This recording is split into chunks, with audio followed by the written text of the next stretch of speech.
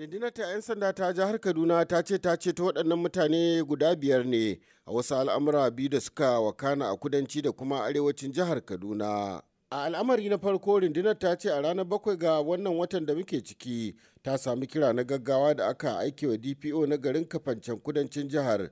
da ke shaida musu cewa 'yan ta'adda sun tare hanyar Jagindi zuwa Godo-Godo kuma sun kai hari ga wata motar hayaki da Sharon, sun kuma yi awon gaba da mutanen da ke cikinta ba tare da bata lokaci ba. In ji rundunar ta 'yan sanda ta jihar Kaduna, jami'anta suka bi sahun waɗannan 'yan ta'adda aka kuma shiga misayar wuta. Hakan kuma ya sanya suka ceto mutane uku da suka hada da Godiya Ishaya, Blessing Iswa da kuma wani Emmanuel Daniel.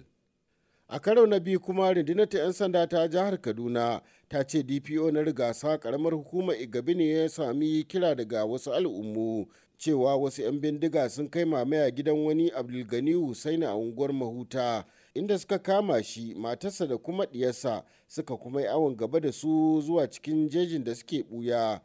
A nan ma dai a cewar rundunar ta 'yan sanda ta jihar Kaduna, jami'ansu sun cimma 'yan ta'addar inda aka yi misayar wuta, sanadiyar haka kuma aka kubuto da matar wannan bawan Allah da 'yarsa. To sai dai sun yi awon gaba da mai gidan da 'yan ta'addar suka kai mamaya. A yanzu dai a cewar jami'an tsaro na jihar Kaduna, ana nan ana ta neman wannan bawan Allah ruwa a jallo. A wata sabuwa kuma, gwamnatin jihar Kaduna ta bayyana cewa babu tabbacin labarin da ke yawo a shafukan sada zumunta na cewar an cafke 'yan ta'addan nan da suka sace ɗaliban jami'an nan mai zaman kanta da ke Kaduna wato Greenfield University, waɗanda suka karbi makudan kuɗi na fansa a hannun iyayen ɗaliban da suka sace. A wata 'yar gajeriyar sanarwa da kwamishinan tsaro da harkokin cikin gida na jihar Kaduna Samuel Aron ya fitar, gwamnati a Kaduna ta ce ba a tabbatar da wannan labari ba. Samuel Aron, kwamishinan ma'aikatar wanda shine aiki wa mu manema labarai wannan sanarwa, ya ce kiran waya